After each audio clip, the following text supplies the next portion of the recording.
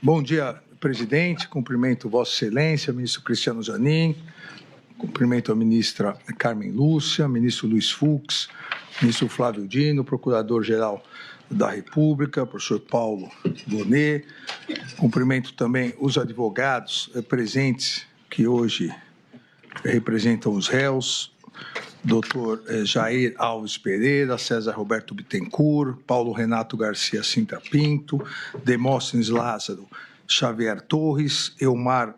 Novak, Matheus Milanês, Celso Vilardi e Paulo Amador Cunha Bueno, Andreu Farias,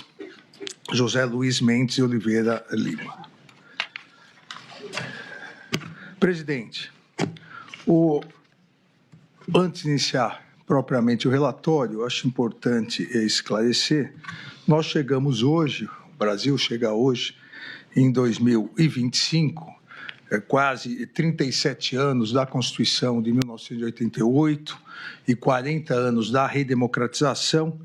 com uma democracia forte, as instituições independentes, uma economia em crescimento e a sociedade civil atuante. Obviamente, isso não significa que foram 37 anos de tranquilidade política, econômica ou social, mas significa, presidente, que as balizas definidas pela Constituição Federal para nosso Estado democrático de direito se mostraram acertadas e impediram inúmeros retrocessos. Estado democrático de direito, estabilidade institucional, que é exatamente o momento em que vivemos, não significa necessariamente tranquilidade ou ausência de conflitos, mas sim respeito à Constituição, aplicação da lei, com absoluto respeito ao devido processo legal, à ampla defesa e ao contraditório. Esse julgamento que se inicia do denominado núcleo crucial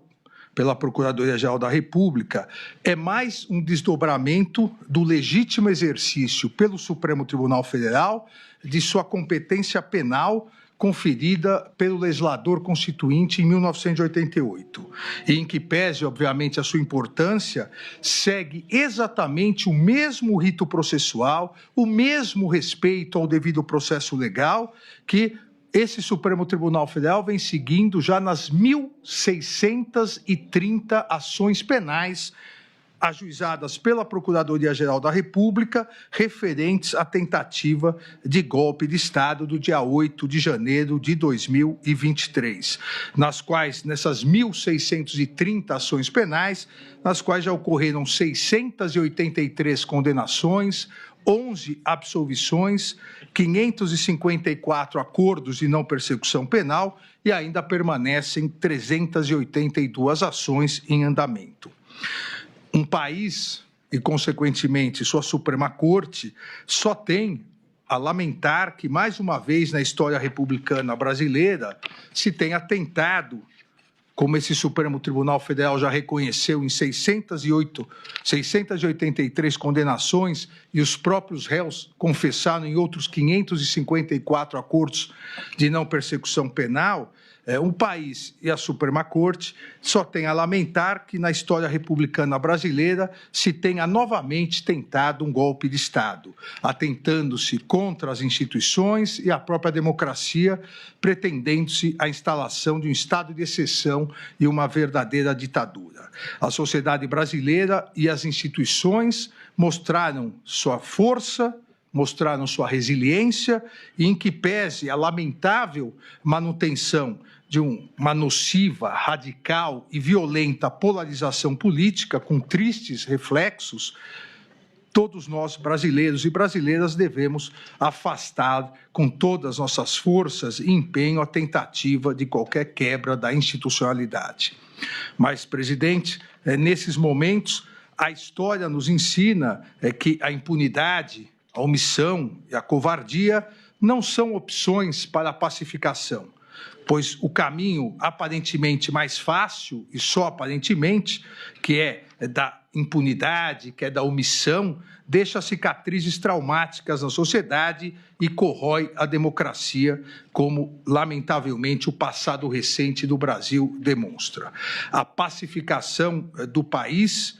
que é o desejo de todos nós, a pacificação do país depende do respeito à Constituição, da aplicação das leis e do fortalecimento das instituições. Não havendo possibilidade de se confundir a saudável e necessária pacificação com a covardia do apaziguamento, que significa impunidade e desrespeito à Constituição Federal e, mais, significa incentivo a novas tentativas de golpe de Estado. A missão desse Supremo Tribunal Federal é analisar as acusações oferecidas pela Procuradoria-Geral da República, a partir das provas produzidas, segundo o devido processo legal, a ampla defesa, o contraditório, como foi verificado na presente ação penal e será detalhado no relatório. Existindo provas acima de qualquer dúvida razoável, as ações penais serão julgadas procedentes e os réus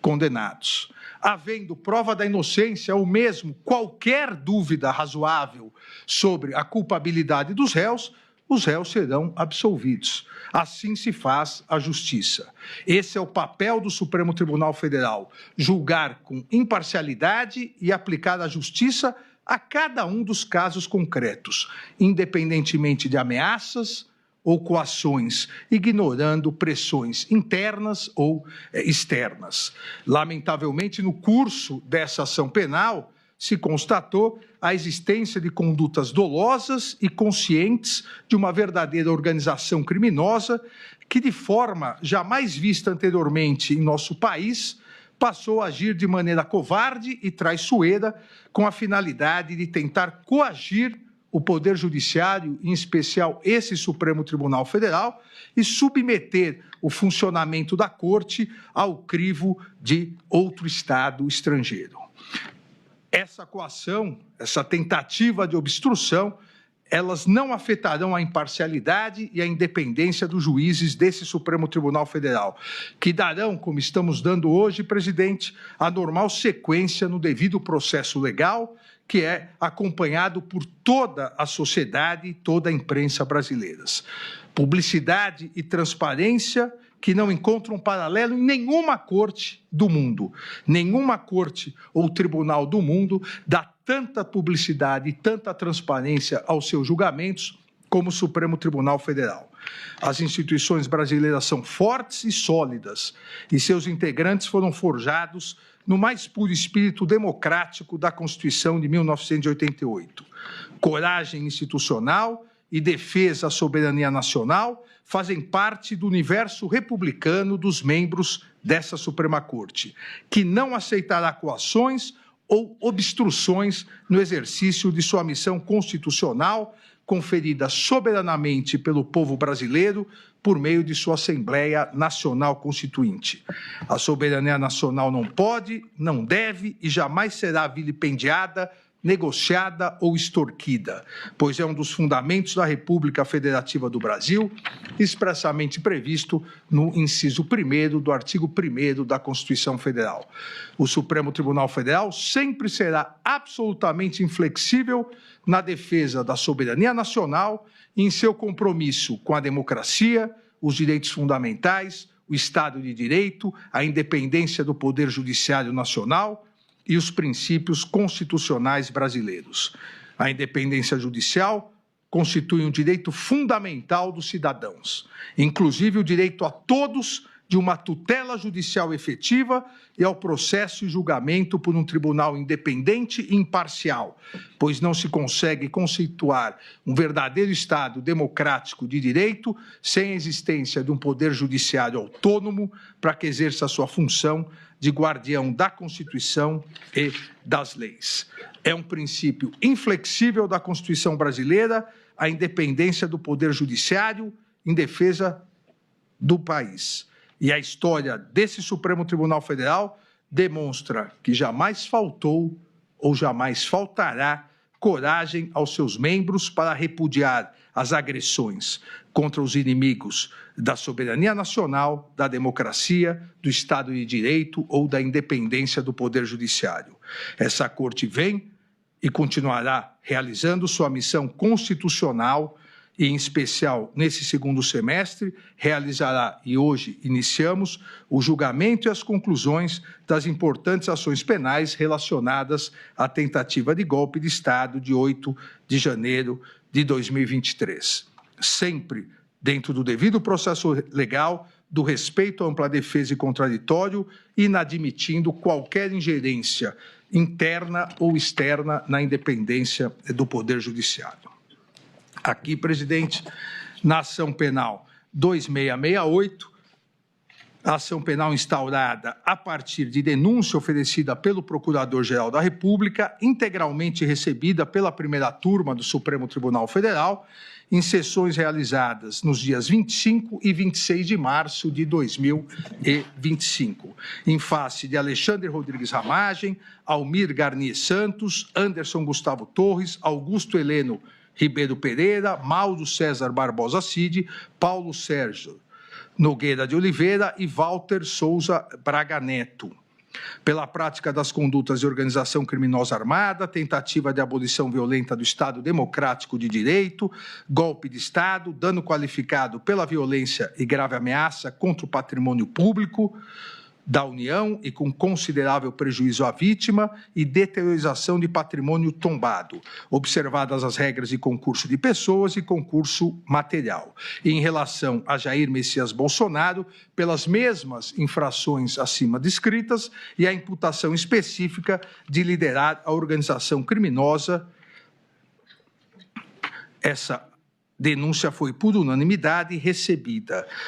Transcrevo no relatório, presidente, transcrevo a ementa que faço rápidas observações, principalmente porque foram as teses todas apresentadas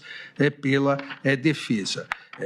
Na ementa constou a inexistência de impedimento, suspeição ou de parcialidade do ministro relator e dos ministros Cristiano Zanin e Flávio Dino. O plenário dessa Suprema Corte pacificou que as alegações das defesas não caracterizam as situações legais que impediriam o legítimo exercício da jurisdição pelas autoridades arguidas. Item 2 da ementa, competência deste Supremo Tribunal Federal, por meio de sua primeira turma, a partir de 18 de dezembro de 2023, artigo 9º, inciso 1º, letra L do Regimento Interno do Supremo Tribunal Federal, para o processo e julgamento de todas as investigações, inquéritos e ações penais referentes aos atos antidemocráticos, milícias digitais, tentativa de golpe e atentado contra os poderes e instituições, inclusive aqueles ocorridos no dia 8 de janeiro de 2023. Item 3, absoluto respeito ao devido processo legal, inexistência de nulidades nas investigações da denúncia e no próprio procedimento realizado com base na Lei 8.038 de 1990. O devido processo legal configura dupla proteção ao indivíduo, atuando tanto no âmbito material, de proteção ao direito de liberdade, quanto no âmbito formal, ao assegurar-lhe paridade total de condições com o Estado persecutor e plenitude de defesa, direito à defesa técnica, à publicidade do processo, à citação, de produção ampla de provas, de ser processado e julgado pelo juiz competente, direito aos recursos, à decisão imutável e à revisão criminal. Item 4, inexistência de nulidade no prazo simultâneo para a apresentação das defesas prévias do artigo 4º da Lei 8.038 de 90.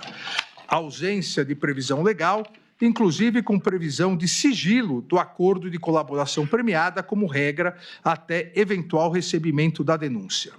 Nos termos do artigo 4º, parágrafo 10A da Lei 12.850, de 2013, somente após a instauração da ação penal, em todas as fases do processo, deve-se garantir ao réu delatado a oportunidade de manifestar-se após o decurso do prazo concedido ao réu que o delatou. Inexistência de previsão legal para que a sustentação oral da defesa do colaborador naquela fase seja anterior à dos demais denunciados. Item 5.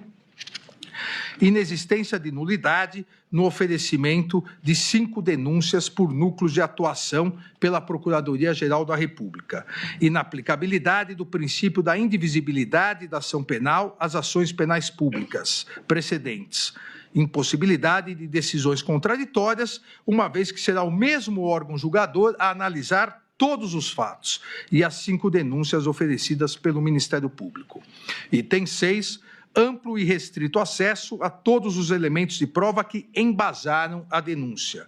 Os advogados devidamente constituídos, ainda durante a investigação criminal e logo após as medidas cautelares realizadas, tiveram várias vezes acesso à íntegra dos autos e dos documentos probatórios. As defesas tiveram acesso aos mesmos elementos probatórios utilizados pelo Ministério Público para o oferecimento da denúncia, cerceamento de defesa inexistente, inexistência de document dump. O fato de existirem inúmeros documentos e mídias nos autos deriva da complexidade das investigações e do número de indiciados pela Polícia Federal, que sistematicamente produziu um relatório e um sumário indicativo de provas que serviram tanto para a análise da Procuradoria-Geral da República quanto para as defesas de maneira idêntica e transparente, com absoluto respeito ao devido processo legal. Item 8 da ementa do recebimento da denúncia, legalidade do inquérito 4.874 e da petição 12.100, reconhecida pelo plenário do Supremo Tribunal Federal. Inexistência de irregularidades nas investigações da Polícia Federal, acompanhadas pelo Ministério Público e supervisionadas pelo Poder Judiciário, que geraram mais de 1.600 ações penais. Item 9, inexistência de nulidade, não caracterização de fishing expedition.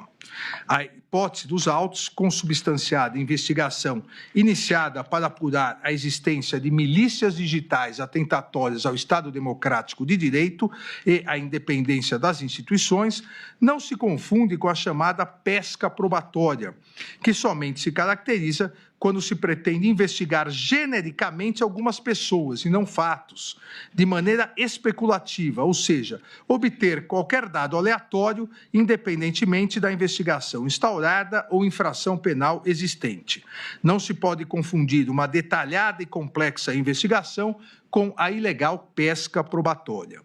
Todos os elementos de prova presentes nos autos foram obtidos de forma lícita e identificados pela autoridade policial, conforme se demonstra em sumário do relatório da investigação juntada aos autos. Item 10, inaplicabilidade das regras do juízo de garantias em processos de julgamento do Supremo Tribunal Federal, tribunais superiores e demais processos de competência originária dos tribunais, que devem observar os termos da Lei 8.038, de 90, conforme decidido pelo plenário do Supremo Tribunal Federal, nas ADIs 6298, 6299, 6300, 6305, de relatoria do eminente ministro Luiz Fux. Item 11, legalidade e validade do acordo de colaboração premiada. O acordo de colaboração premiada, firmado entre a Polícia Federal e Mauro César Barbosa Cid, foi devidamente homologado com a máxima observância dos requisitos legais, ressaltando-se a voluntariedade do colaborador Mauro César Barbosa Cid em celebrá-lo e mantê-lo, inclusive acompanhado de seus advogados, devidamente constituídos em todos os atos. Item 12, competência constitucional e legal do Poder Judiciário nas colaborações premiadas. Em face da previsão legal de possibilidade de o acordo homologado ser rescindido em caso de omissão dolosa e contradições sobre os fatos objetos da colaboração, o ministro relator tem competência constitucional e legal para designar e presidir audiência com a presença do colaborador, seus advogados e o Procurador-Geral da República, com a finalidade de sanar essas eventuais irregularidades, bem como para analisar a manutenção dos requisitos legais exigidos para a permanência de validade da colaboração premiada, quais sejam regularidade e legalidade, adequação dos benefícios pactuados, adequação dos resultados da colaboração e voluntariedade da manifestação de vontade, especialmente nos casos em que o colaborador está ou esteve sob efeito de medidas cautelares, ausência de coação ou nulidade. Item 13 da ementa do recebimento da denúncia, denúncia apta, presença dos requisitos do artigo 41 do Código de Processo Penal, demonstração nos autos de provas da materialidade e indícios de autoria dos crimes de organização criminosa armada, tentativa de abolição violenta do Estado Democrático de Direito, dano qualificado pela violência e grave ameaça contra o patrimônio da União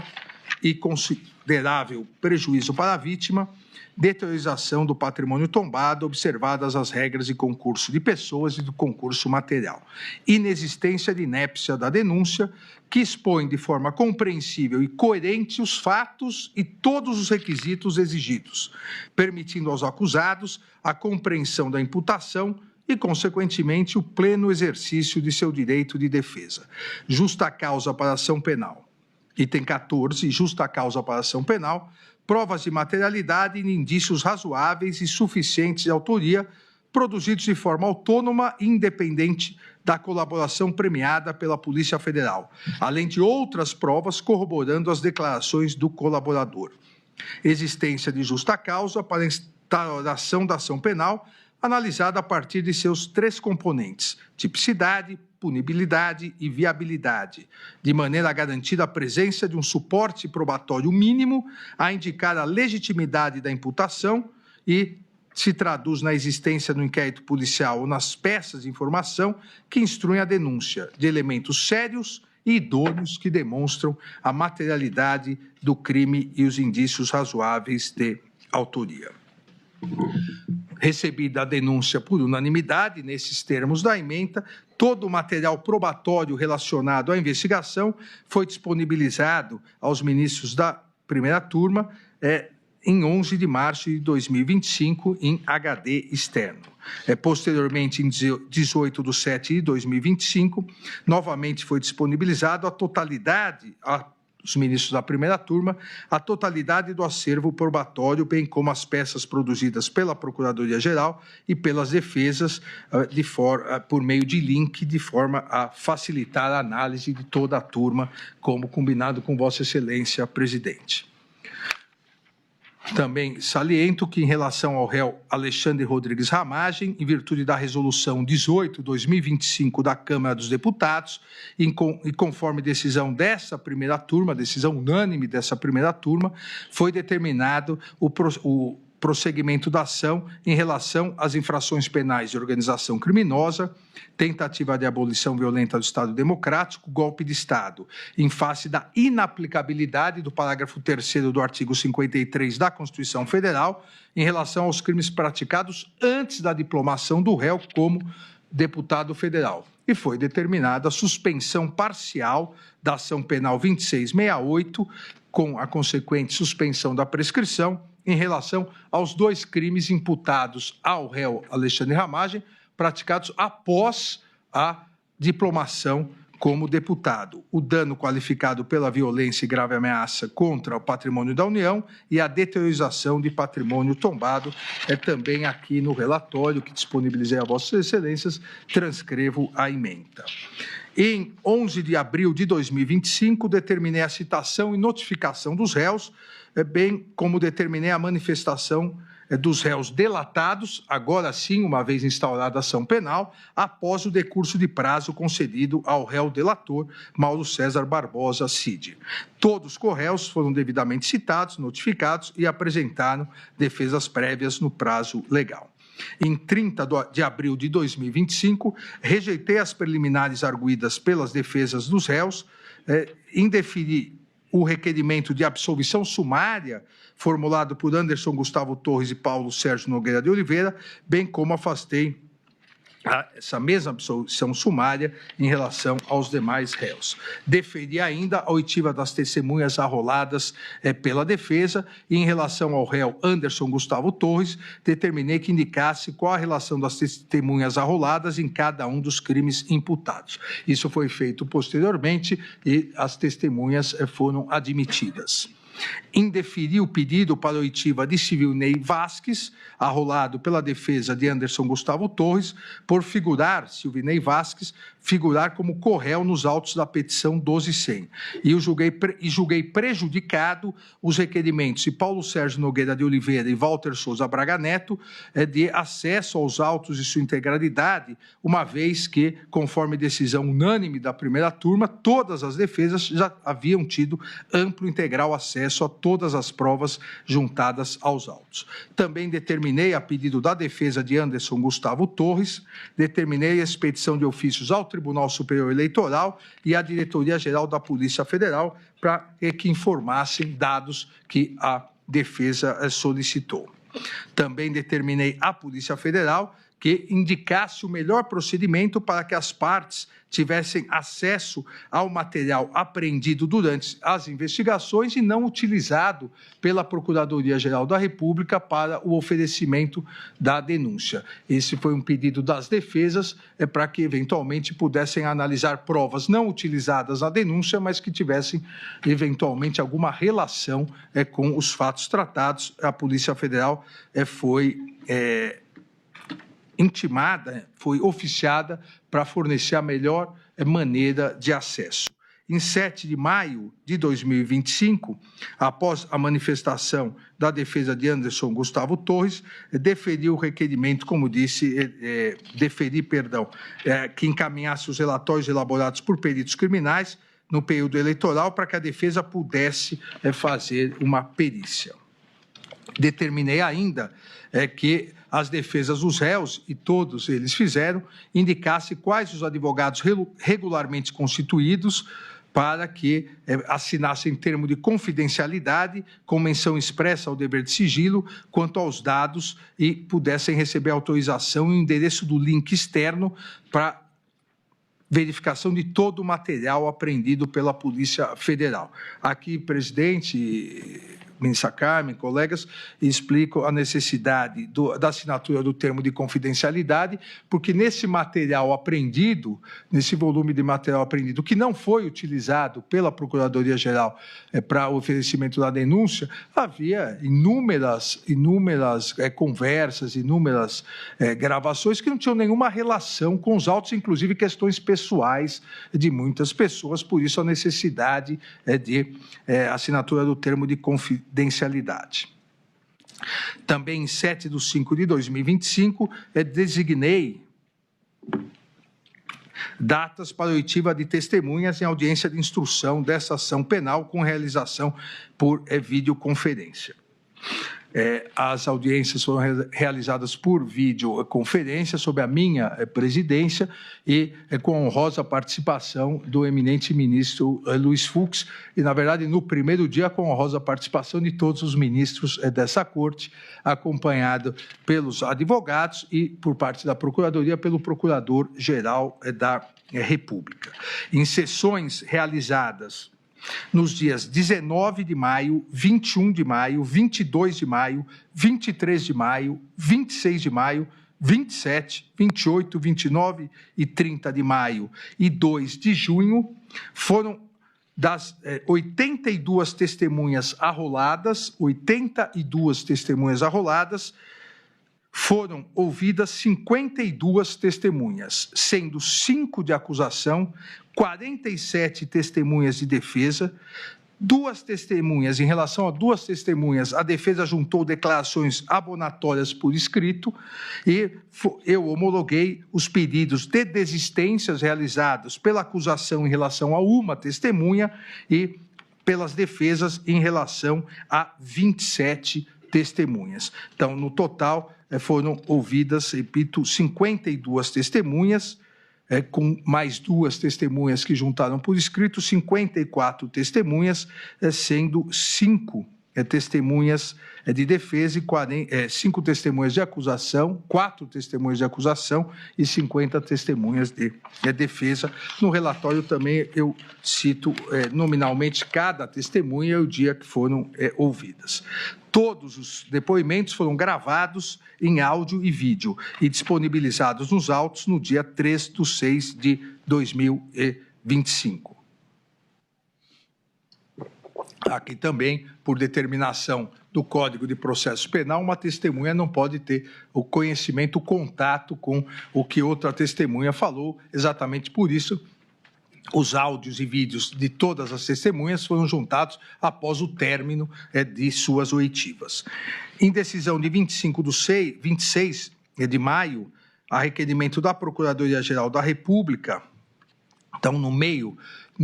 da instrução processual penal, por pedido da Procuradoria-Geral da República, determinei a instauração do inquérito policial para apurar a conduta deletiva do deputado federal Eduardo Nantes Bolsonaro pelo crime de coação no curso do processo, obstrução na investigação da infração penal que envolva organização criminosa,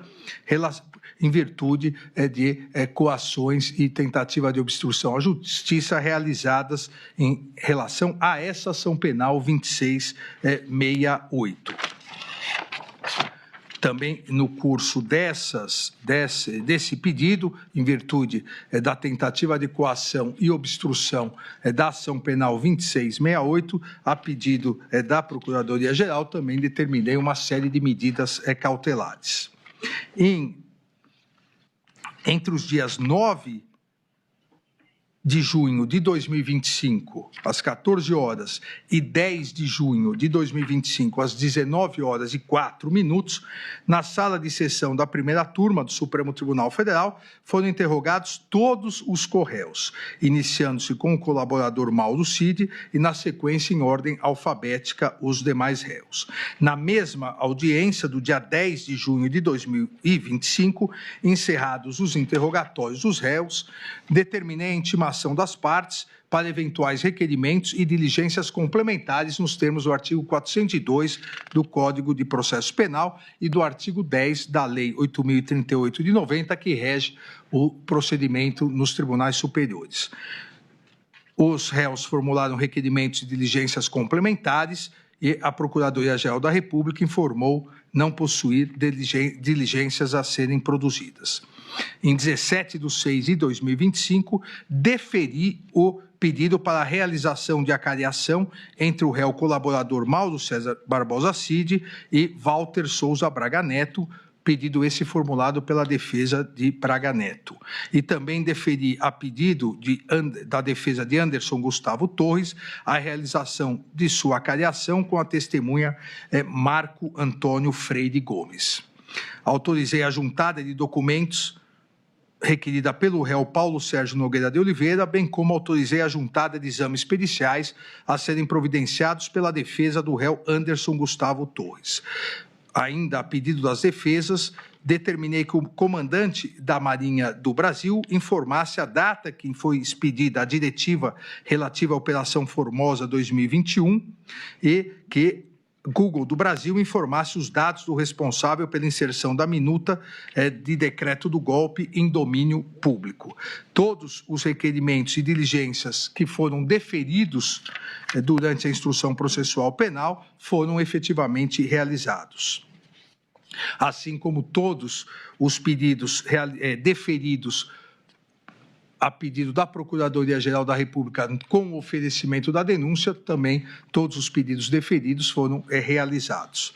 Em relação às defesas, da mesma maneira, em respeito ao devido processo legal e à ampla defesa, todas as diligências e requerimentos que foram deferidos durante a instrução processual foram efetivamente realizados. E faço aqui uma relação dos pedidos e das diligências solicitadas pelas defesas. Em decisão de 18 de junho de 2025,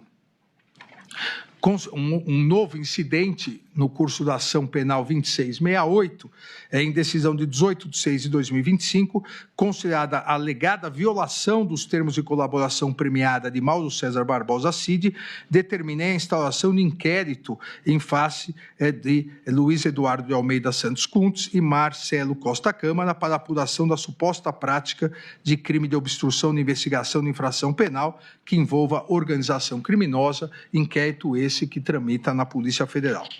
Em 27 de maio, em 27 de junho de 2025, encerrada a instrução com a realização de todos os requerimentos e diligências que foram deferidos, aqueles que foram deferidos na fase do artigo 402 do Código de Processo Penal, determinei a intimação das partes para a apresentação das alegações finais. Sucessivamente, no prazo de 15 dias, Procuradoria-Geral da República, colaborador premiado e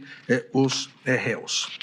Na mesma data, todos os tribunais foram oficiados para encaminhar em 5 dias as certidões de antecedentes criminais dos réus para fins de informação do processo. Todas as certidões foram anexadas aos autos. Em 14 de 7 de 2025, a Procuradoria-Geral da República apresentou suas alegações finais, pleiteando a procedência integral da ação penal, salientando os principais pontos da acusação. E aqui, presidente, tanto em relação à acusação quanto em relação à defesa, porque o relatório assim o exige, salientar os principais pontos,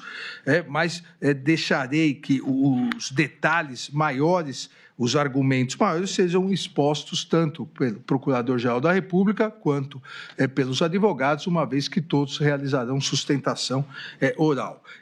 Em relação à Procuradoria-Geral da República, os principais pontos da alegação final foram: 1. A estruturação e atuação de organização criminosa que teria ocorrido entre o período do meio do ano de 2021 e o início de 2023, com o claro intuito de promover a ruptura da ordem democrática no Brasil. A Procuradoria-Geral da República ressaltou que o grupo liderado por Jair Messias Bolsonaro e composto por figuras-chave do governo, das Forças Armadas e de órgãos de inteligência, estruturou e executou o plano progressivo e sistemático de ataque às instituições democráticas, com a finalidade de prejudicar a alternância legítima de poder nas eleições de 2022 e minar o livre exercício dos demais poderes constituídos, especialmente do Poder Judiciário. Ainda salientou a Procuradoria-Geral da República que a organização criminosa liderada pelo ex-presidente da República,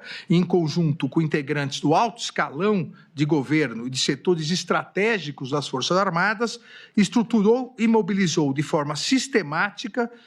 gentes, recursos e competências do Estado brasileiro à revelia do interesse público, para propagar narrativas enganosas, assim como para provocar a instabilidade social e defender medidas autoritárias. A afronta, afirmou a Procuradoria-Geral da República, à legalidade constitucional, teria por objetivo a permanência ilícita de Jair Messias Bolsonaro no comando do poder, com o intuito de enfraquecer as instâncias públicas em clara negação do princípio da alternância democrática, da soberania popular e do equilíbrio entre os poderes. A Procuradoria-Geral da República, em relação às preliminares suscitadas pelas defesas dos réus sobre incompetência para julgamento do feito, arguição de suspeição e impedimento,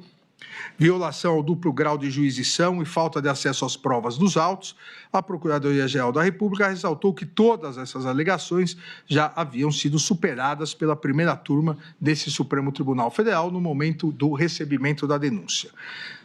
Especificamente,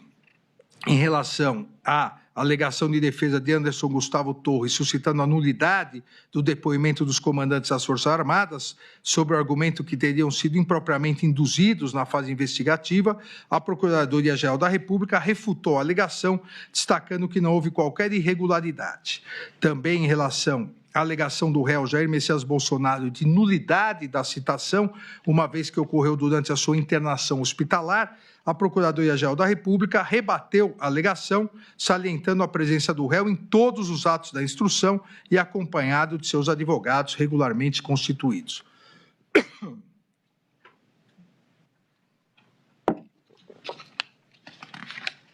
Ainda a Procuradoria-Geral da República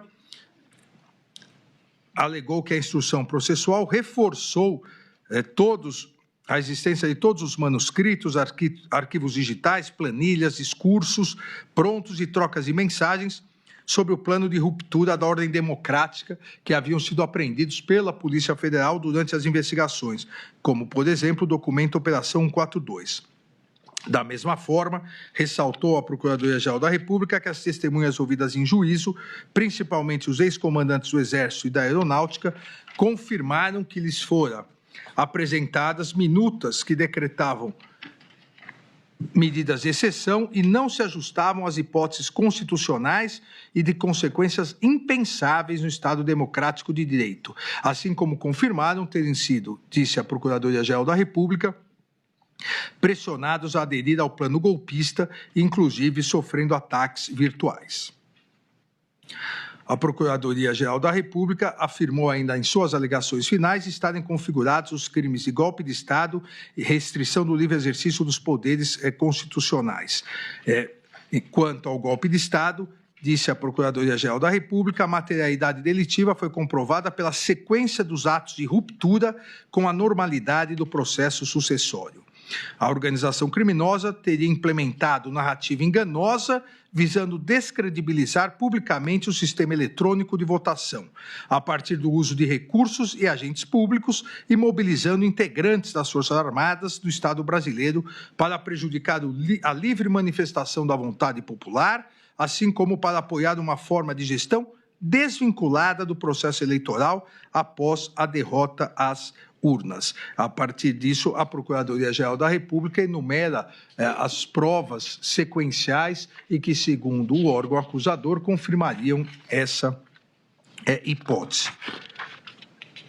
Ainda a Procuradoria-Geral da República, em relação ao crime do artigo 359-L,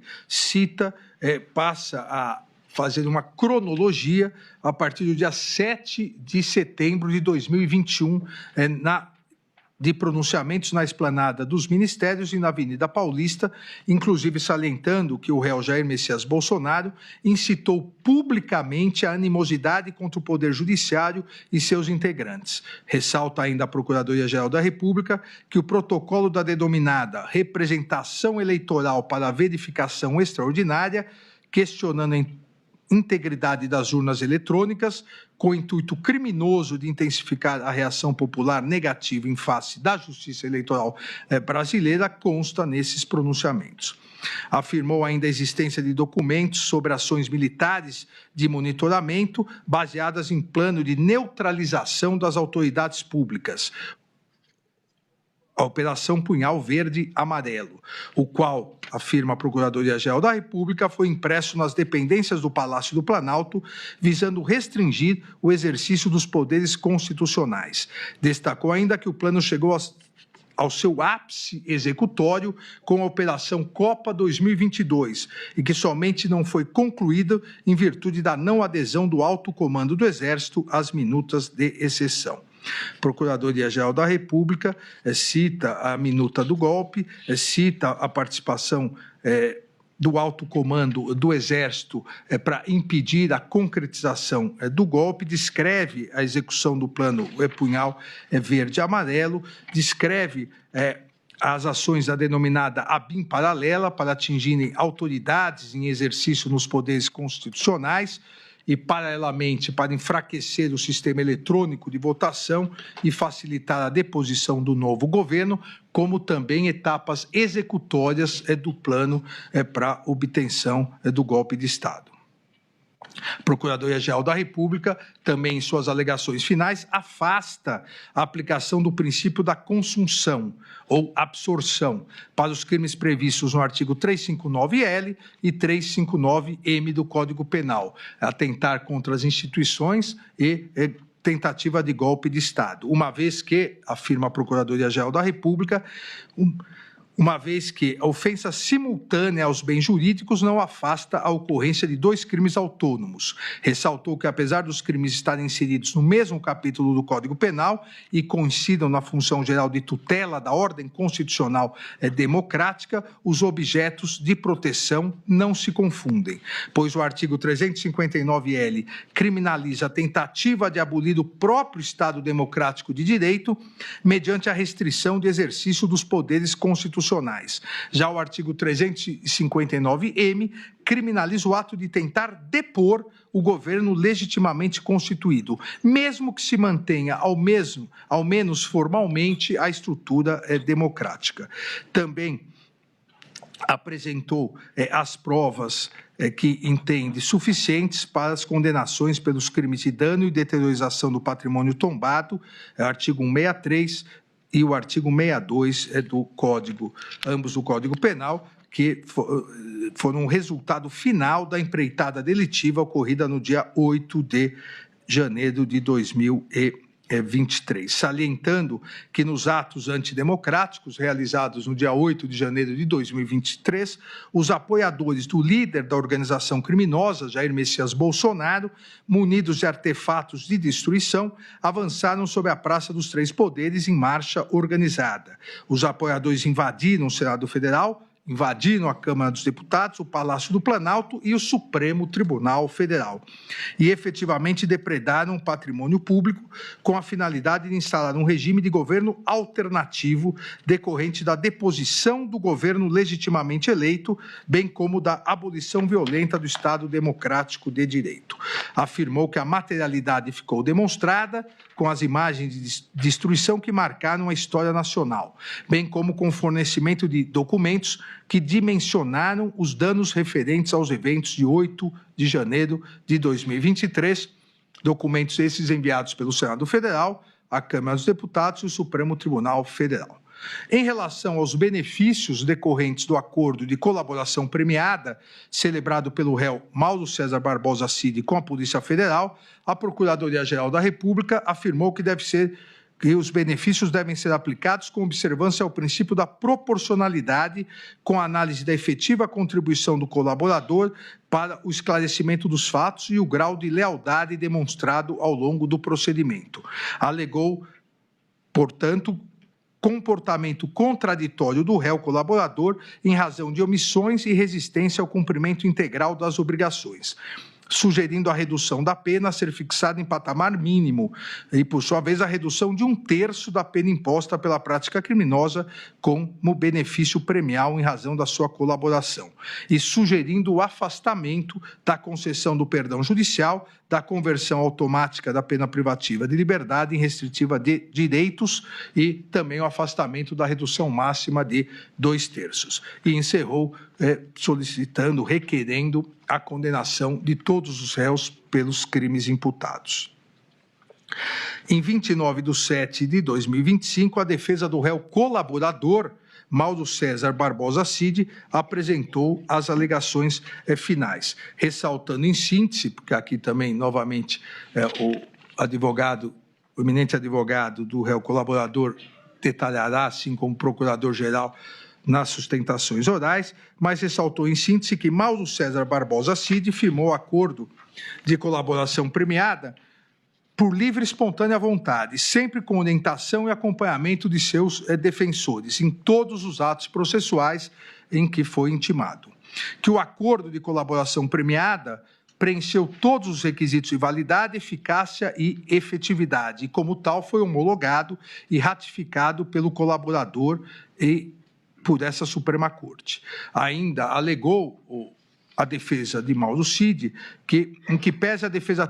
técnica discordar da acusação, ou pelo menos da capitulação atribuída pela Procuradoria-Geral da República quanto aos fatos narrados e sua autoria, não é possível afirmar que Mauro César Barbosa Cid não falou tudo o que sabia, muito menos que ele tivesse mentido ou omitido o fato relevante que tinha a obrigação contratual de falar. Alega ainda que a discussão sobre o documento referido pela Procuradoria-Geral da República como minuta golpista, narrada pelo colaborador, foi confirmada pelos 3 comandantes das Forças Armadas, General Freire Gomes, Almirante Almir Garnier e Brigadeiro Batista Júnior, bem como pelo réu Jair Messias Bolsonaro. A reunião, segundo a defesa, a reunião de apresentação dos considerandos também foi confirmada pelos comandantes das Forças Armadas. Alega ainda que, conforme esclarecido por Mauro César Barbosa Cid, as discussões materializadas nos considerandos surgiram após Jair Messias Bolsonaro sustentar a existência de fraude nas eleições, o que também foi confirmado por todos que participaram na reunião. Em relação à reunião do dia 12 de novembro de 2022, na casa de Walter Souza Braga Neto, a defesa de Mauro César Barbosa Cid alega não existir divergência sobre a sua realização, embora o réu colaborador não tenha participado efetivamente. A defesa ainda diz que, no que diz respeito à solicitação de dinheiro a Walter Souza Braga Neto, também não haveria controvérsia, havendo divergência tão somente em relação à sua efetiva entrega, uma vez que Mauro César Barbosa Cid afirma ter recebido uma sacola de vinho, enquanto Walter Souza Braga Neto nega ter entregado os valores. Ainda afirma a defesa que a Procuradoria-Geral da República, em uma linha muito tênue entre a realidade e a deslealdade processual, utiliza-se de todas as informações e provas colhidas a partir da colaboração premiada, ancorando nela a base de toda a sua acusação, sustentando ao final da instrução em suas razões que o colaborador não merece o prêmio ajustado no acordo. Afirma a defesa que, à luz da decisão proferida pelo eminente ministro relator, em 23 de novembro de 2024, de forma clara e direta, teria sido reiterada a rigidez e eficácia do acordo de colaboração premiado, firmado por Mauro César Barbosa Cid, e não há qualquer fato superveniente ou juridicamente relevante capaz de infirmar tal reconhecimento, e que seria inaceitável que o colaborador fosse agora surpreendido com um pedido absolutamente desarrazoado pela Procuradoria-Geral da República, no sentido de revisar unilateralmente os benefícios pactuados. Afirma que nenhuma prova foi produzida em juízo contra Mauro César Barbosa Cid e nenhuma testemunha descreveu qualquer conduta típica dolosa, acessória ou contributiva do réu colaborador. A defesa de Mauro César Barbosa Cid afirma que ele não participou de reuniões golpistas, não ordenou, não incentivou qualquer ato de violência, não promoveu ruptura institucional e não se reuniu para planejar golpes de Estado. E diz que as provas produzidas em sede policial desmentem a acusação em relação ao réu colaborador Mauro César Barbosa Cid. No final, além de pedir a absolvição, dizendo que há um excesso acusatório, pede também a manutenção integral dos benefícios previstos no acordo de colaboração premiada. Em 13 de agosto de 2025, todas as defesas dos corréus apresentaram suas alegações finais. A defesa de Alexandre Ramagem Rodrigues apresentou os seguintes principais argumentos. Segundo a narrativa apresentada pela Procuradoria-Geral da República, o crime tipificado no artigo 2º da Lei 2.850 se perpetuou para além da diplomação, razão pela qual pediu também a suspensão desse crime. Alegou ausência de prova das imputações em relação ao réu Alexandre Ramagem Rodrigues, uma vez que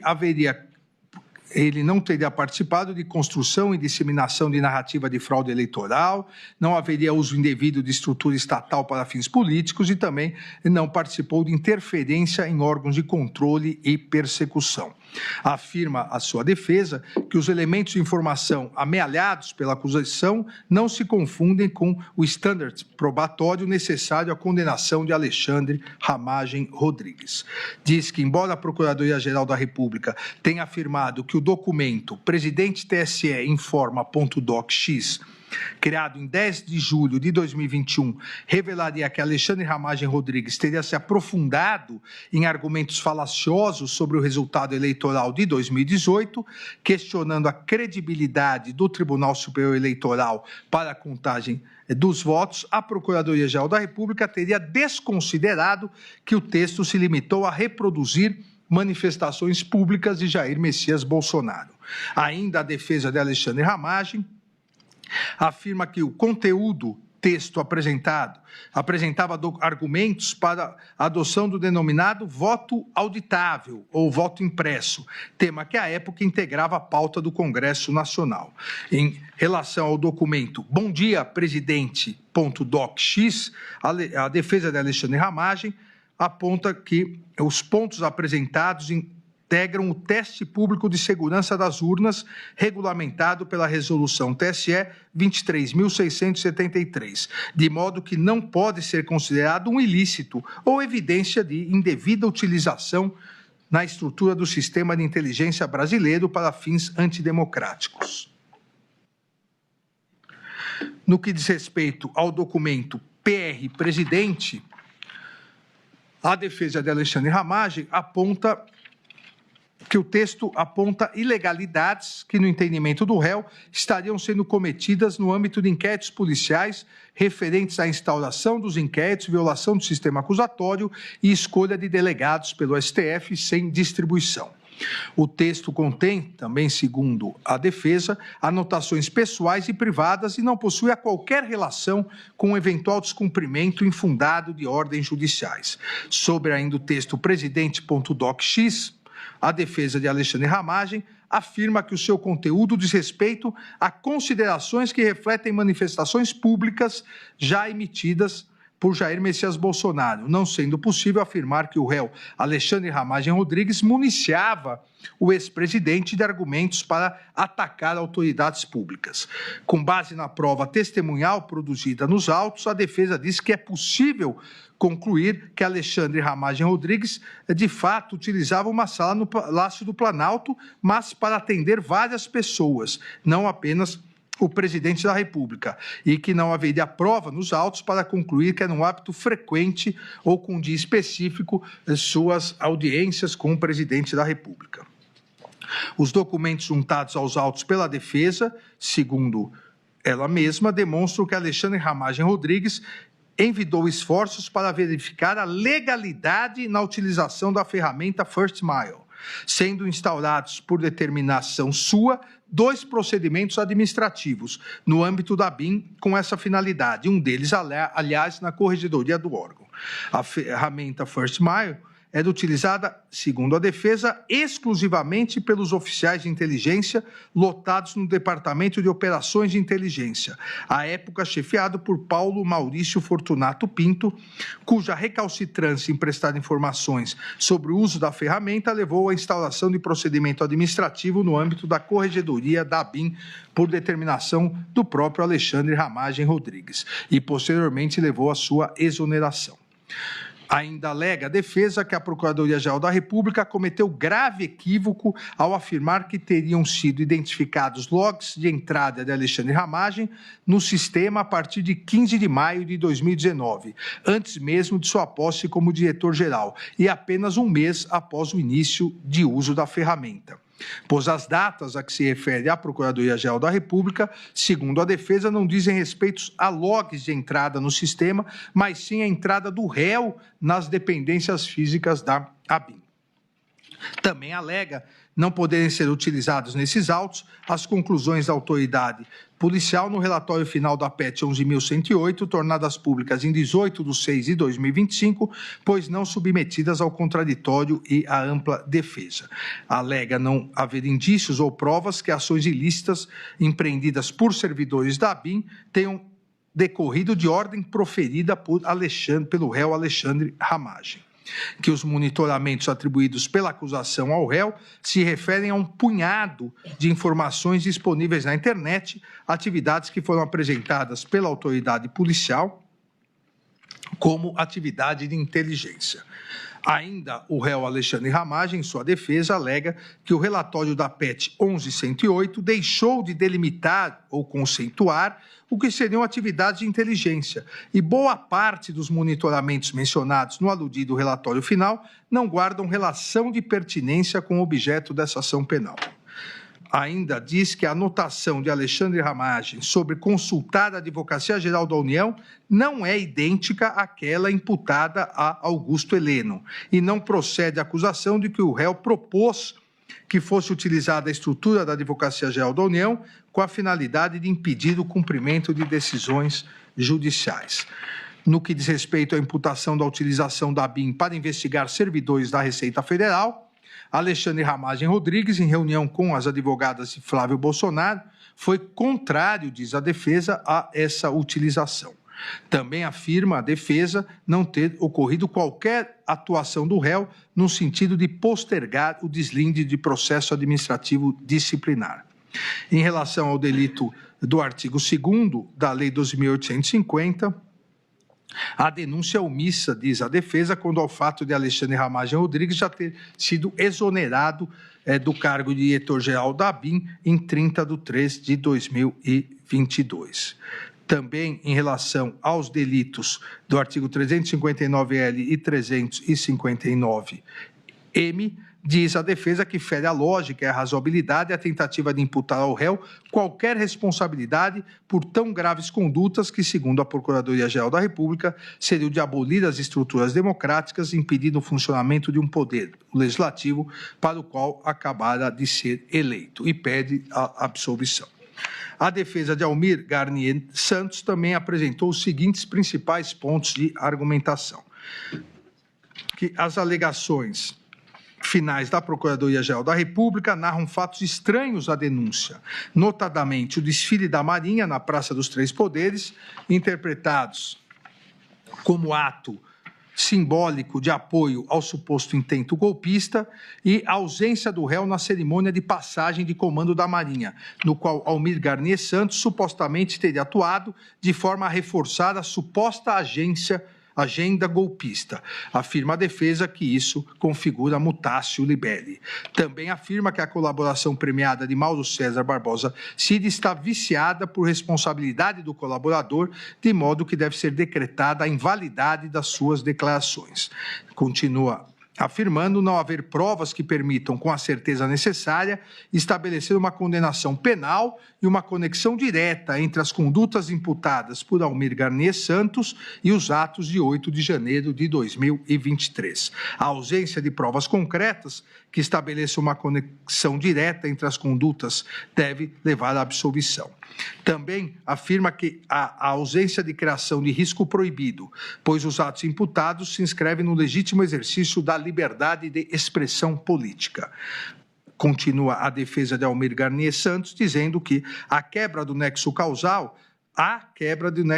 uma vez que os fatos ocorreram em um contexto político legítimo de debate e a transição de poder desqualifica qualquer continuidade de plano golpista, devendo ser reconhecida a ausência de nexo causal entre os atos descritos na denúncia e os atos do dia 8 de janeiro de 2023, e, por consequência, deve ser declarada a atipicidade das condutas imputadas.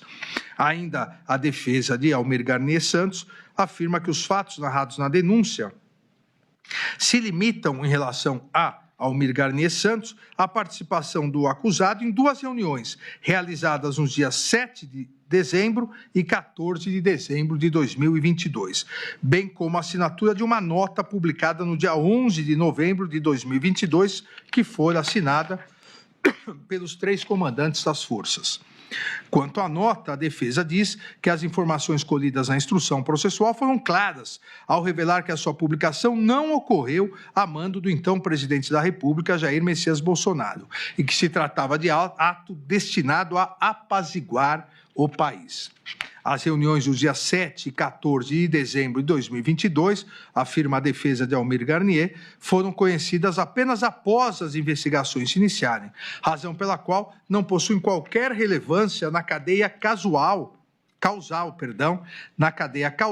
imaginada pela Procuradoria-Geral da República, uma vez que não tinham capacidade de causar qualquer interferência, dada a sua natureza privada.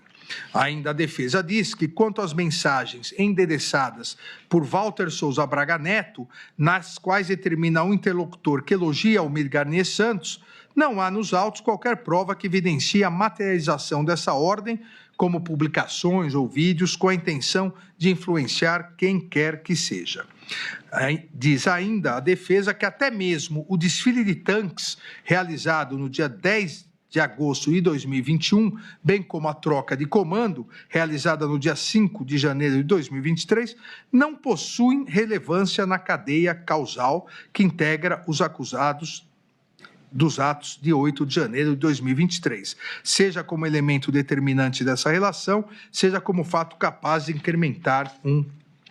risco anteriormente criado. E continua a defesa afirmando que as provas produzidas sobre a reunião do dia 7 de dezembro demonstram apenas que Almir Garnier e o general Freire Gomes foram convocados pelo presidente da República por meio do ministro da Defesa para comparecerem ao Palácio do Planalto, ocasião que lhe foram apresentados considerandos. Foi informado, contudo, que, diz a defesa, que o assunto estava em estudo e, ao final, a reunião foi encerrada sem qualquer manifestação ou posicionamento. Ainda afirma que, no confronto entre os depoimentos de Batista Júnior e Freire Gomes, deve prevalecer o depoimento deste último, uma vez que é corroborado por duas evidências relevantes, a nota divulgada pela Marinha e o depoimento do almirante Olsen, ambos negando qualquer mobilização de tropas. Por outro lado, o depoimento de Batista Júnior, que é o único a afirmar que as tropas foram colocadas à disposição, não conta, segundo a defesa, com qualquer outra prova que o sustente. Ainda continua a afirmar que a acusação não se desincumbiu do dever de especificar concretamente a participação de Almir Garnier Santos na reunião e em sua adesão ao plano golpista e, consequentemente, pede a absolvição por todas as imputações. A defesa de Anderson Gustavo Torres também apresentou esses principais argumentos. O Supremo Tribunal Federal é incompetente para processar e julgar o presente caso. Ainda que se reconheça a competência da Suprema Corte, a defesa diz que a atribuição é do plenário e não da primeira turma. Ainda afirma ter ocorrido cerceamento de defesa em razão da omissão da apuração da indexação da minuta do golpe no Google, uma vez que o Google Brasil respondeu não poder identificar o responsável pela inserção por não hospedar o conteúdo, limitando-se a indexar páginas de terceiros, e que a defesa requereu esclarecimentos técnicos complementares indeferidos pelo ministro relator por sua suposta impertinência. Ainda alega cerceamento de defesa em razão do indeferimento da realização de diligências junto à Meta, WhatsApp, relacionadas à obtenção de registros de chamadas de voz e vídeos realizadas via WhatsApp por Fábio Augusto Vieira e Robson Cândido da Silva em 8 de janeiro de 2023 e de metadados de mensagens e arquivos eventualmente trocados pelo mesmo aplicativo. A defesa de Anderson Torres continua em suas alegações, dizendo que a Procuradoria-Geral da República não expôs o fato criminoso com todas as suas circunstâncias, deixando de atender o comando do artigo 41 do Código de Processo Penal. Segundo a defesa, a peça acusatória imputa a Anderson Torres 4 condutas distintas. A live, realizada em 29/7 de 2021, reunião ocorrida na data do 5/7 de 2022, uso indevido da máquina estatal, especialmente da Polícia Rodoviária Federal, para beneficiar Jair Messias Bolsonaro entre o primeiro turno e o segundo das eleições de 2022 e suposta omissão imprópria enquanto exerceu o cargo de secretário de Segurança Pública do Distrito Federal, em janeiro de 2023. Diz a defesa que, em relação à live de 29/7 de 2021, o réu foi convocado a participar pelo presidente e sua fala foi aproximadamente de 4 minutos,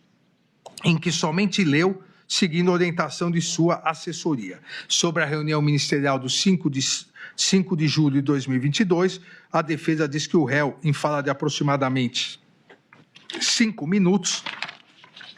limitou-se a sugerir que os demais ministros tornassem públicas as ações e políticas conduzidas por suas pastas. No que diz respeito à imputação de instrumentalização da Polícia Rodoviária Federal para comprometer a lisura do segundo turno das eleições presidenciais de 2022,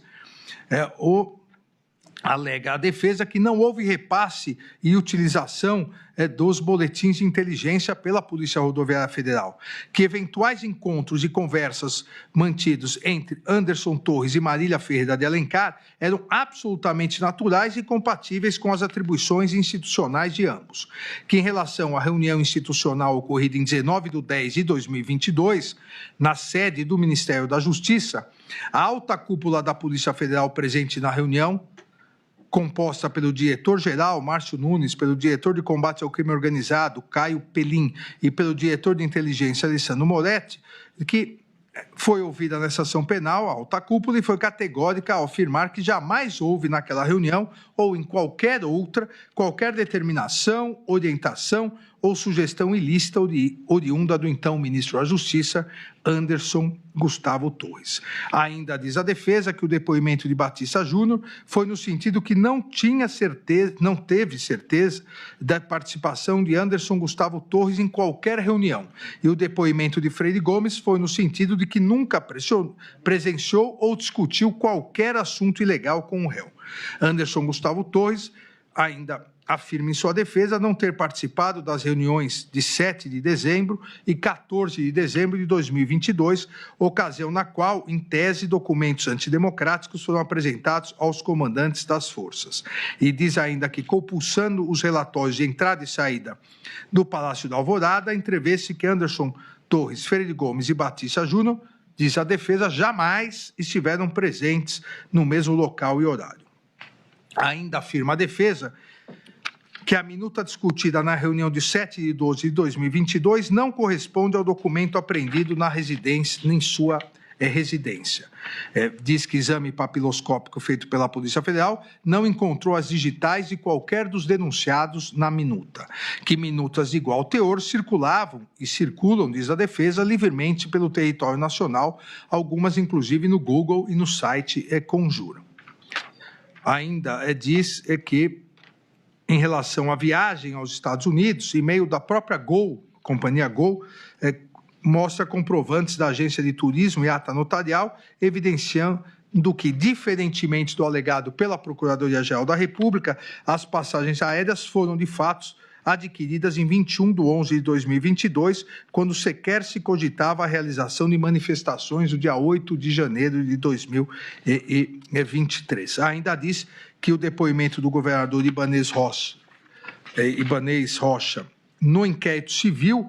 confirma que Anderson Gustavo Torres lhe comunicou quando do convite para assumir o cargo sobre a viagem nos Estados Unidos e, consequentemente, a partir disso, pede sua absolvição. A defesa de Augusto Heleno Ribeiro Pereira apresentou também os seguintes principais argumentos. Deve ser reconhecida a suspeição do relator em razão de ter sido alvo de um suposto plano de organização criminosa do qual faria parte o denunciado para matá-lo, juntamente com o presidente eleito Luiz Inácio Lula da Silva. Ela alega também cerceamento de defesa em razão da impossibilidade de análise de todo o material probatório disponibilizado pela ocorrência da prática conhecida como document dump e pela seletividade da autoridade policial ao disponibilizar as provas. Diz a defesa de Augusto Heleno que houve violação ao sistema acusatório e ao devido processo legal, uma vez que na audiência de instrução o ministro relator realizou 6 vezes mais perguntas que a Procuradoria-Geral da República. Diz também ter ocorrido violação do direito ao silêncio e constrangimento ilegal, uma vez que o ministro relator, após manifestação do réu, queria exercer parcialmente o direito ao silêncio, respondendo apenas às perguntas formuladas por sua defesa técnica, realizou a consignação das perguntas. Especificamente em relação ao réu Augusto Heleno, a defesa diz que a Procuradoria-Geral da República não se desincumbiu do ônus probatório. Em relação à live realizada no dia 7 de setembro de 2021, a atuação do réu seria, segundo a defesa, unicamente com presença física, sem proferir qualquer palavra ou se manifestar em qualquer sentido. Augusto Heleno, segundo a defesa, é favorável ao voto impresso, mas após o Congresso Nacional derrubar proposta nesse sentido em plenário e o relatório do Ministério da Defesa de 9 de novembro de 2022 não apresentar conclusão sobre a possibilidade de insegurança nas urnas eletrônicas, não houve qualquer manifestação do réu sobre isso. E também alega que é uníssona a constatação do afastamento do réu Augusto Heleno do réu Jair Messias Bolsonaro após o ingresso do, entre aspas, centrão no governo, de modo que não se pode imputar ao réu o papel de conselheiro de Jair Messias Bolsonaro. Diz também a defesa de Augusto Heleno que na reunião ministerial de 5 de julho de 2022, as palavras de Augusto Heleno sobre a utilização da BIM para acompanhar o que os dois lados vão fazer foram transparentes, públicas e com a convicção de que estavam dentro de suas competências referentes à inteligência de Estado. A defesa afirma ainda que a intenção do réu, de fato, fosse infiltrar agentes da ABIN nas campanhas eleitorais, tal ação seria impossível pela absoluta falta de tempo para que esse tipo de medida fosse efetivada, conforme corroborado pela testemunha Christian. Augusto Heleno Pereira, também, afirma a defesa, não despachou com o diretor-geral da ABIN sobre discursos de desinformação. Sobre as expressões, entre aspas, o que tiver que ser feito tem que ser feito antes das eleições. Se tiver que dar um soco na mesa, é antes das eleições. Se tiver que virar a mesa, é antes das eleições, ditas por Augusto Heleno, na reunião ministerial de 5 de julho de 2022, a defesa disse que o réu não se referiu a qualquer medida antidemocrática. Em relação à agenda apreendida, trata-se, diz a defesa, na verdade, de uma caderneta para anotações pessoais, com cronologia incerta, contendo assuntos que não eram compartilhados com ninguém.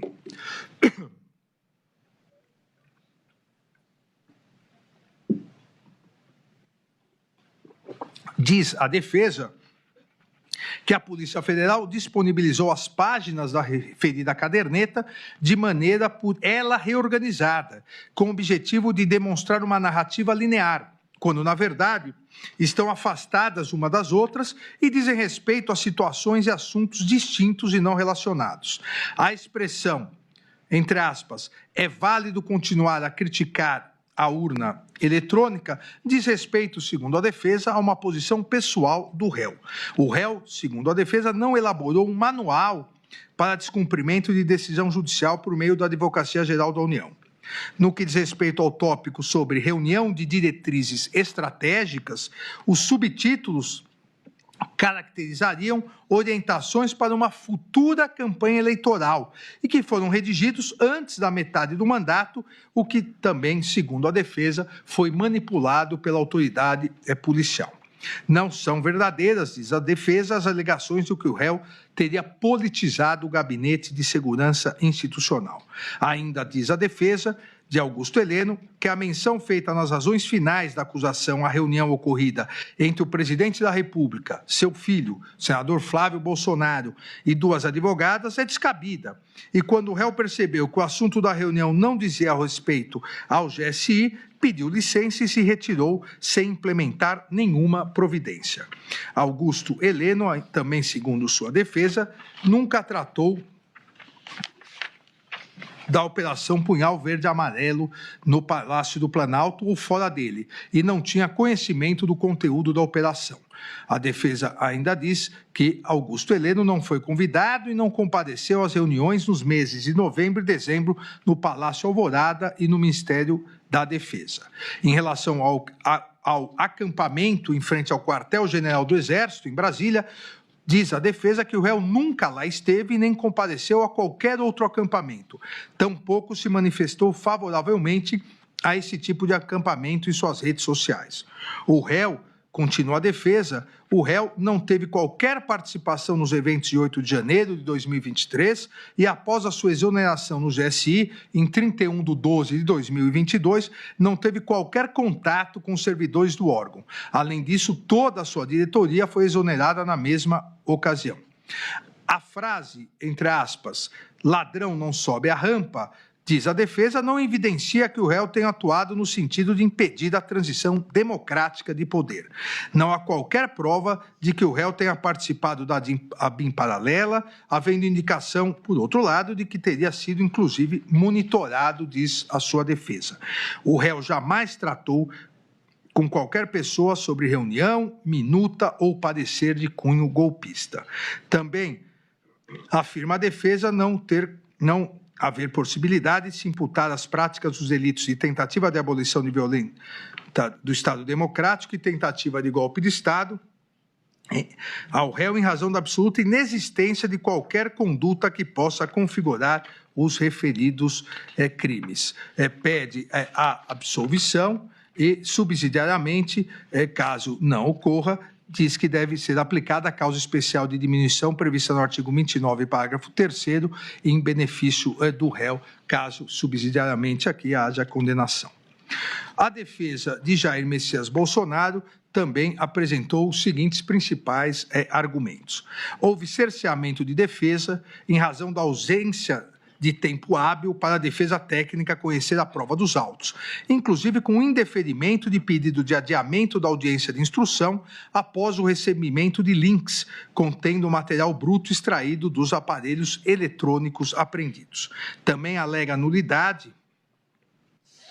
que essa nulidade se agravou e aprofundou o cerceamento de defesa, porque os defensores foram proibidos de participar das audiências e dos interrogatórios dos denunciados que ficaram em outros núcleos. O acordo de colaboração premiada de Mauro César Barbosa Cid, segundo a defesa de Jair Messias Bolsonaro, é nulo, e o delator não tem credibilidade, pois mentiu reiteradamente. Segundo a defesa de Jair Messias Bolsonaro, o colaborador descumpriu o acordo e as cautelares que lhe foram impostas de forma alternativa à sua prisão preventiva, por meio de conversas mantidas em perfil de terceiro na rede social Instagram, que revelam que a colaboração não resultou de ato voluntário e nem esteve pautado na verdade. A defesa de Jair Messias Bolsonaro ainda alega que, em suas alegações finais, a Procuradoria-Geral da República reconhece toda a resistência, que, segundo a defesa, significa falta de espontaneidade, do colaborador em relatar sua participação nos eventos mais graves e sensíveis da denúncia, para manter rígida a narrativa daquilo que ele optou por contar, o que não é possível. Ainda diz que o colaborador confessa que, diante de ameaças veladas, pactuou acordo de colaboração, prestando, entretanto, declarações manipuladas, e a Procuradoria-Geral da República resistiu em afirmar sua imprestabilidade porque precisa de parte dela, daquela que não está abrangida pela descoberta espontânea da Polícia Federal. O tema e o debate relativo ao voto impresso, diz a defesa de Jair Messias Bolsonaro, ocuparam a campanha eleitoral em 2022. E foi nesse contexto de campanha eleitoral e debate político que a reunião ministerial de 5 de julho de 2022 e a reunião com os embaixadores de 18 de julho de 2022 foram sempre interpretadas. A notícia de que o discurso de Jair Messias Bolsonaro e Walter Souza Braga Neto, no dia 7 de setembro de 2022, bem como a reunião com os embaixadores narrados na denúncia, já foram alvos de processos eleitorais que levaram à sua inelegibilidade, não podendo, portanto, conforme diz a defesa, serem interpretados como atos criminosos. A transição do governo, com a participação do ex-presidente Jair Messias Bolsonaro, também foi fato amplamente provado nos autos. E diz a defesa que, encerrada a transição, Jair Messias Bolsonaro deixou o país e, quando o fez, os atos criminosos e golpistas de 8 de janeiro de 2023, ocorridos 10 dias após, não eram sequer previsíveis, além de terem ocorrido apesar das ações de Jair Messias Bolsonaro. As imputações da Procuradoria-Geral da República contra Jair Messias Bolsonaro não encontram, segundo a defesa, respaldo nem na lógica nem na prova dos autos. A acusação tenta, de alguma forma, e sem sucesso, relacionar Jair Messias Bolsonaro com os planos apreendidos e com os atos de 8 de janeiro. Diz a defesa que a denúncia indica que Jair Messias Bolsonaro teria estudado enxugado e apresentado aos militares minutas de decreto prevendo prisões de autoridades e as declarações de estado de sítio ou de estado de defesa e decretação de operação de garantia da lei e da ordem. Mas diz a defesa que os referidos documentos não foram trazidos aos autos. O documento de minuta de golpe, às vezes chamados de discurso pela Procuradoria-Geral da República, segundo a defesa, jamais foi apresentado a Jair Messias Bolsonaro, que dele só teve ciência por ocasião de sua apreensão pela Polícia Federal. Sobre a reunião do dia 7/12 de 2022, ninguém viu um texto prevendo a prisão de diversos ministros do Supremo Tribunal Federal, dentre outras autoridades. A afirmação, segundo a defesa, que existe exclusivamente no depoimento do delator Mauro César Barbosa Cid. Não existe nos autos também, afirma a defesa de Jair Messias Bolsonaro, a suposta minuta de decreto com um texto enxugado, prevendo apenas a prisão do relator. E também não existe, em lugar nenhum dos autos, nem mesmo em depoimentos, o documento que a acusação diz ter sido apresentado pelo réu Paulo Sérgio Nogueira de Oliveira aos 3 comandantes das Forças Armadas no dia 14 de dezembro de 2022. A defesa de Jair Messias Bolsonaro continua afirmando no sentido de que não ficou comprovada a existência de qualquer pedido por parte de Jair Messias Bolsonaro para a movimentação das tropas e que não há descrição de participação de Jair Messias Bolsonaro em nenhum outro fato, e muito menos com os planos Punhal Verde Amarelo, Operação Luneta e Copa 2022. A acusação traria apenas a presunção de que o plano Punhal Verde Amarelo teria sido elaborado para Jair Messias Bolsonaro no Palácio do Alvorada, quando foi registrada a entrada do general Mário Fernandes no prédio, sem ter produzido qualquer prova de que houve entrega de qualquer documento ou encontro com o então presidente da República. Ainda diz a defesa que a Procuradoria-Geral da República imputa ao réu, como se atos criminosos fossem, os seus discursos eleitorais e suas manifestações com críticas ao sistema eletrônico de votação. Continua afirmando que, excluída a punibilidade dos atos preparatórios, não há dúvidas que as condutas imputadas pela Procuradoria-Geral da República, consubstanciadas em lives com críticas ao sistema eletrônico de votação, reuniões ministeriais e com embaixadores e outras reuniões, tratam-se, na pior das hipóteses, de atos preparatórios não tipificados. Ainda diz a defesa não existir qualquer correspondência dos comportamentos imputados a Jair Messias Bolsonaro com a violência ou grave ameaça exigidas pelos tipos penais previstos nos artigos 359-L, 359-M do Código Penal. E diz que, mesmo se adotada a versão da denúncia, não se pode afirmar que a reunião ocorrida no dia 7 de dezembro de 2022 tenha sido um ato executório dos crimes de abolição violenta do Estado Democrático de Direito e de golpe de Estado, pois isso pressupõe um governo constituído, circunstância inexistente em 7/12 de 2022. Ainda diz não se poder alegar que a tentativa estaria caracterizada, dado que, entre aspas, o golpe tentado não se consumou pela fidelidade do Exército, não obstante o desvirtuamento de alguns dos seus integrantes e da aeronáutica, a força normativa democrática em vigor, que foi a afirmação feita pela Procuradoria-Geral da República. E a defesa diz que a tentativa não estará caracterizada, pois não se aperfeiçoou qualquer ato de início de execução que pudesse ativar a incidência de uma circunstância alheia à vontade do agente, uma vez que não houve qualquer assinatura do decreto. A tentativa, diz a defesa, existe a tentativa de atribuição de responsabilidade penal sem a imputação de qualquer conduta a Jair Messias Bolsonaro no que diz respeito à utilização indevida da estrutura da Polícia Rodoviária Federal e da ABIN paralela. No que diz respeito aos atos de 8 de janeiro de 2023, também a defesa de Jair Messias Bolsonaro diz não ser possível falar, como pretende a Procuradoria-Geral da República, em participação por instigação em crimes multitudinários. A estrutura governamental, então instalada no Palácio do Planalto, revestia-se de plena licitude e legalidade, funcionando nos termos da Constituição Federal, não havendo que se falar na existência de qualquer organização criminosa, conclui a defesa. Também nunca houve qualquer cooperação criminosa de Jair Messias Bolsonaro com os demais denunciados na PEC 12.100. Por fim, a defesa diz que as condutas criminosas narradas na acusação teriam como objetivo manter Jair Messias Bolsonaro no poder, que essas alegações não são suficientes para apontá-lo como integrante ou líder da organização criminosa, ainda que pudesse eventualmente ser beneficiário pelos crimes, pelo resultado dos crimes. Pede a absolvição do réu Jair Messias Bolsonaro e, subsidiariamente, caso não haja, diz que deve ser reconhecida a desistência voluntária ou a consunção, absorção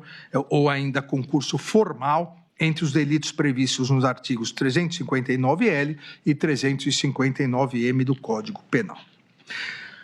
A defesa de Paulo Sérgio Nogueira de Oliveira também apresentou esses principais argumentos. Diz que Paulo Sérgio Nogueira de Oliveira é inocente e atuou ativamente para evitar a realização de um golpe de Estado e a abolição violenta do Estado Democrático de Direito, aconselhando Jair Messias Bolsonaro no sentido de que nada poderia ser feito diante do resultado das eleições. O réu,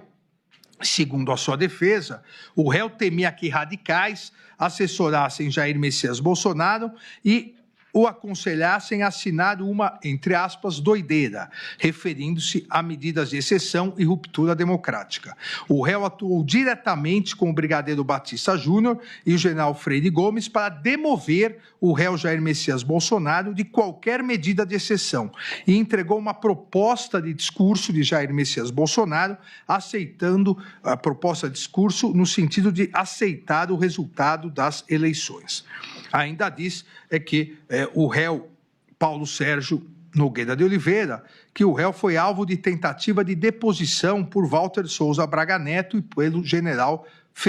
Mário Fernandes, réu em outra ação penal.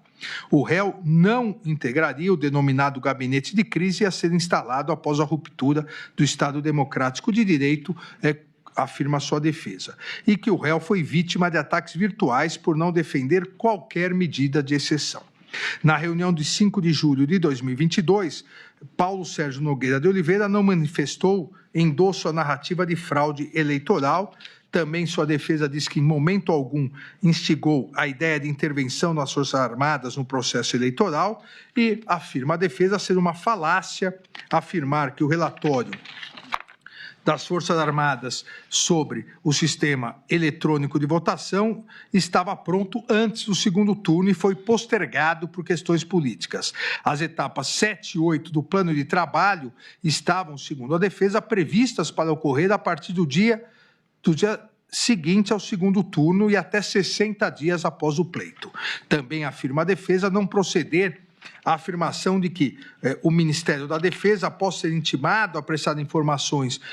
no prazo de 48 horas, não respondeu ao pedido de informações do Tribunal Superior Eleitoral. A nota do Ministério da Defesa, segundo a defesa de Paulo Sérgio Nogueira de Oliveira, não aponta suspeita de fraude eleitoral e no mesmo período em que a nota do dia 10/11/2022 foi publicada, Paulo Sérgio Nogueira de Oliveira, segundo a sua defesa, estaria atuando para demover Jair Messias Bolsonaro de qualquer medida de exceção. A reunião de 14/12/2022, realizada com os comandantes das Forças Armadas, segundo a defesa de Paulo Sérgio Nogueira de Oliveira, não teve o intuito de pressionar os comandantes a aderir a qualquer medida antidemocrática. A denúncia, diz a defesa, é inepta, não havendo descrição adequada dos fatos criminosos imputados ao réu. Ainda alega que o Supremo Tribunal Federal é incompetente para processar e julgar o caso e que, em caso de ser competente, é o plenário e não a primeira turma. Alega violação ao duplo grau de jurisdição, alega também estar caracterizado excesso de acusação, que as condutas imputadas ao réu são atípicas, pois se o crime de golpe de Estado tivesse sido consumado com ataques ao processo eleitoral, manipulação indevida das forças de segurança, não houve, segundo a defesa, a prática de violência ou grave ameaça. Ainda a defesa do réu Paulo Sérgio diz que as condutas imputadas ao réu são atípicas, pois todos os atos realizados antes do dia 1º de janeiro, tais como lives, reuniões, não teriam sido realizados com o objetivo de depor governo constituído, o que afasta a configuração do crime de golpe de Estado previsto no artigo 359-M do Código Penal. Ainda afirma que,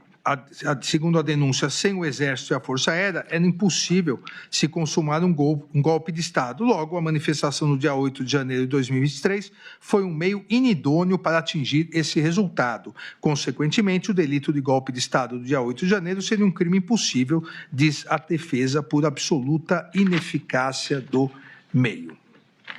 Ainda em relação ao crime do artigo 359-L do Código Penal, a defesa de Paulo Sérgio Nogueira de Oliveira diz que a sua consumação exige que os poderes constitucionais tenham sido efetivamente impedidos ou restringidos. Consequentemente, diz que não existe um conjunto probatório para, além da dúvida razoável, apta a ensejar uma condenação de Paulo Sérgio Nogueira de Oliveira e pede a absolvição do réu. Por fim, a defesa de Walter Souza Braga Neto apresentou os seguintes argumentos. A ação penal é nula, pois está baseada em investigações realizadas na PET 12.100, que se originou das investigações conduzidas no inquérito 4.874, inquérito das milícias digitais, o qual, a seu turno, tem como objeto a investigação de fatos já arquivados no inquérito 4828, o que demonstra a violação do artigo 28 do Código de Processo Penal. Diz ainda ser o Supremo Tribunal Federal incompetente para processar e julgar o caso, e caso fosse competente, a competência seria do plenário e não desta primeira turma. A defesa de Walter Souza Braga Neto ainda diz que,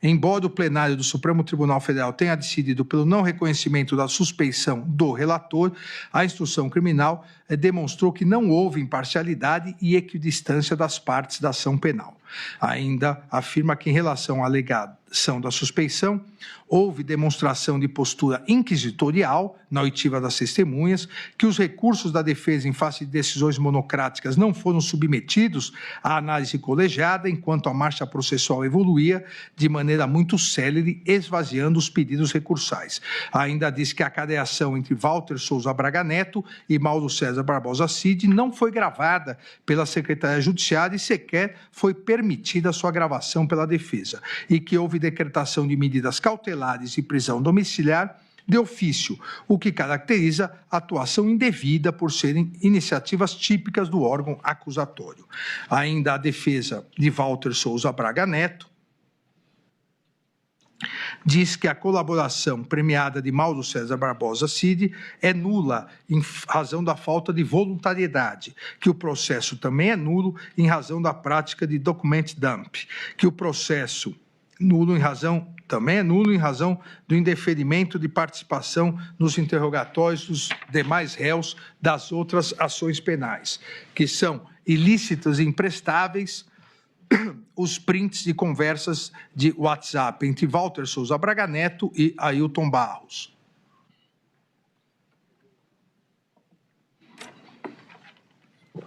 Que o processo é nulo a partir da cadeação realizada entre Walter Souza Braga Neto e Mauro César Barbosa Cid, em razão da não realização de sua gravação por violação ao direito assegurado no artigo 367, parágrafo 6º do Código de Processo Civil, e do artigo 3º do Código de Processo Penal. Alega ainda a defesa de Walter Souza Braga Neto a ausência de provas das imputações derivadas do acordo de colaboração premiada de Mauro César Barbosa Cid. A ausência de provas do intuito golpista da reunião realizada na residência de Walter Souza Braga Neto em 12/11/2022. A ausência de prova da entrega de dinheiro para financiamento de atos golpistas e a ausência de provas de coordenação de ataques virtuais. Além disso, a defesa de Walter Souza Braga Neto diz que não existem provas de suposta participação na organização criminosa ou nos atos golpistas de 8 de janeiro de 2023.